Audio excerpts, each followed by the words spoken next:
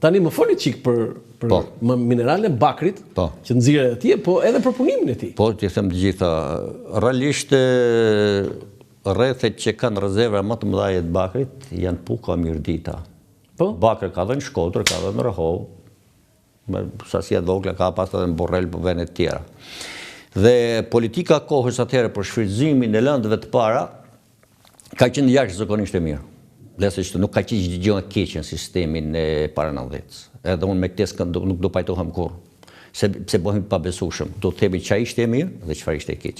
Dhe ndryshe nuk kemi të. Të nuk e bën për nostalgji? Jo, nuk e bën për nostalgji, këtë bëj për realitet, se e kam jetuar vetë atë. Atëherë na trego, si ishte me minerali bakri? Në Mirdit, edhe në rrethet tjera, se ka patur metallurgji edhe në Kuks, në Kuks edhe në Laç, metallurgji bakri. Po, më e kompletuar e nini ishte në Rubik. Në Rubik. Po.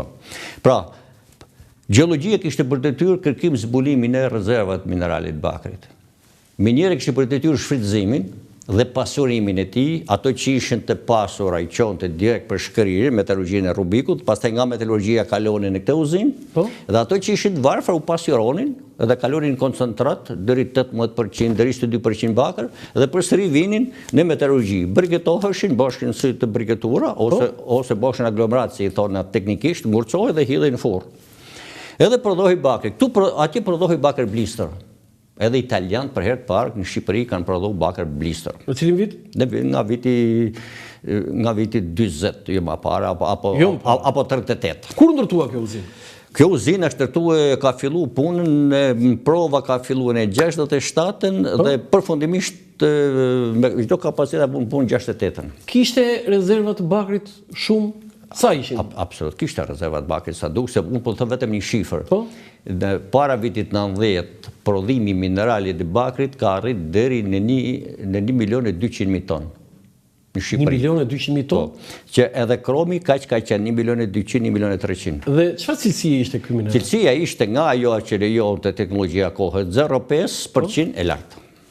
Që do thotë që si mirë? 0.5% e lartë. Dhe për çfarë përdorej bakri ky mineral? Atëherë ky bakër masi u prodhonte bakër blister në Rubik, kalonte në uzinën e Rubik, u prodhonte bakër blister edhe në Kuks edhe në Laç. Në Laç u prodhoshin edhe anoda, kurse në Rubik pastaj u prodhonte bakër elektrolitik, që ju merrshin të gjithë elementet tjere, ari, argjendi, selan, telur, e tjere, edhe pastaj bahej një pjesë eksportohej, një pjesë bahej bakër vajrë bashkë, si thonin, kallet. Eksportohej ku? Eksportohej shtetit. Ku do këtë kishte? Ku do këtë kishte? Jo, ti e di shumë mirë. Në Kinë, në Gjermani, në Suedi, në gjitha. E kërkoni? Po si se kërkoni? Kërkoni, no? Po si se kërkoni? Sa paguaj? Sa ishte çmimi? Atëherë ka qenë çmimi i bakrit ka pas shkuar edhe deri $2.200 për ton, edhe $2.500 për ton.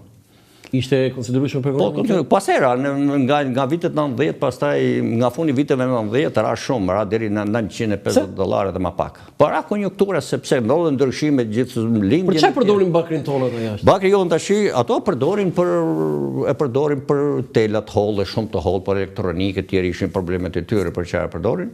Kurse ne, pastaj përfundimtari i kene shkollë në Shkodër, në uzinë e televe Shkodër, që ajo ishte ndërtuar nga kinezët.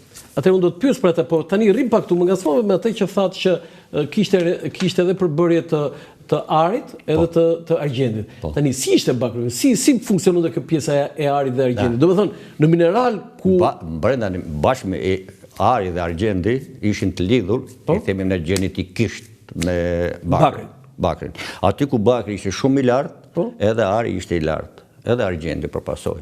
Aty ku cilësia ishte e ullt, por kishte edhe specifikime ku cilësia ishte e ullt, ka parasysh për latin vendburim që kam punu unë, edhe bakri ari ishte i lartë. Dërshonte. A kishte. Si e nxirrit ju florinin dhe sa flori është nxjerrë për florin nxjerrë në përqeset metallurgjike, kuptohej që kur derdhej bakri blister, bashkë me të derdhe dhe ari, kuptohet se ari ka peshë specifike të lartë, bashkë me barakën dhe ngilten ai qëndronte në kallepët e bakrit. Kur shkonte në uzinë pasi bota rafinimi përmes elektrolizës, bishin shlamet poshtë të gjitha, dhe këto shlame, bashkë me shlamet që binte edhe ari, kur hiqin gjitha pa pastërtitë e bakrit. Se bakrit dilte me 99.99% bakër. Pra 1% ngelej, 0.1% ngelej pa ari. Ajo ishte flori? Jo, kishte edhe pjesë tjera që merr. Gjitha pjesë binin në shllam. Dhe ky shllam pastaj merr dhe e përpunohej në një raport që quhet elektroliza dhe raporti i elementeve të çmuar. Ku prodhohet ato legjet. Ku prodhohet ari dhe argjendi. Aty. Dhe aty pastaj Sa prodhohet? Sa arë është prodhuar? Mesatarisht në Rubik nga 67 deri sa është mbyll janë prodhuar rreth 200 mesatarisht 180-200 kg në vit. Dhe arë në vit dhe shuma totale që ka qenë këtë 2,5 ton arë, që është depozituar. Po, atë depozituar në Bankën e Shtetit. Tani kjo depozitohej gjithë në Bankën e Shtetit. Çfarë bëshin lingota? Ishte lingota o bote që atje.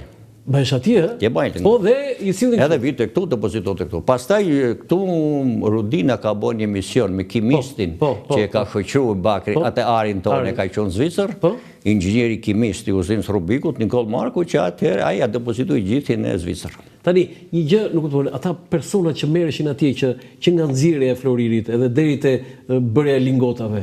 Funksionoi gjë ata? Në minier, në fabrikën e pasurimit dhe në metalurgji nuk kishin çami bën ato asaj sepse ai ishte nuk ishte pasuruar. Nuk ishte i pasuruar, se nuk e kapin dot se do të teknologji. Në uzinë po, në uzinë e Rubikut ishte ndryshe puna.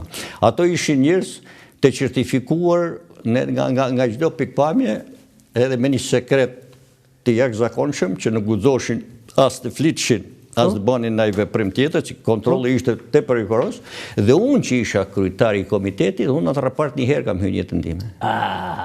Mirë. Po ç'ishin këta njerëz? Kaq besuar? Ishin ndershëm? Ishin shumë të ndershëm, ishin me turne, mos kujtohet. 3 turne? Me 3 turne. Edhe natën, ë? Po 3 turne. Ore, po si ku i gjetët ata të ndershëm? Shqiptarë ishin këta më? Ai kishte forma sa dush për t'i mbajtur aty, sepse kishte institucioni shteti që i kontrollonte gjithë. Patët ndonjëherë një ngjarje që dikush ka bërë tentativë? Asnjëherë. Tash unë po të them vetëm një rast që ta kujtosh. Po? Një inxhinier joni aty, një shokut to, nuk du t'i za emër, i shefi palë skelet syzësh metalik, po që kishin fillu të ciflosën. Edhe i thot, mi jep, thot, ti laj me argjent, ti rregulloj, ti laj me argjent. Edhe ja mori, ja la me argjent, nuk ma e fjalë, mi la me argjent. Edhe aty u bon pak zhurmë, sepse i ka bon, tek i ka bon, ti të ruaj, shoku i shketi, ti këthe dhe i herët e laborator, ti a heq argjentin. Po që ishe kjo ndryshmëri? Nuk të falte kush në të kohë. Kishte edhe ndërgjegje, po kishte edhe kontrol rrëpsisht nga gjithë strukturët e shtetit. Po, që bëhe sot foto tjetër?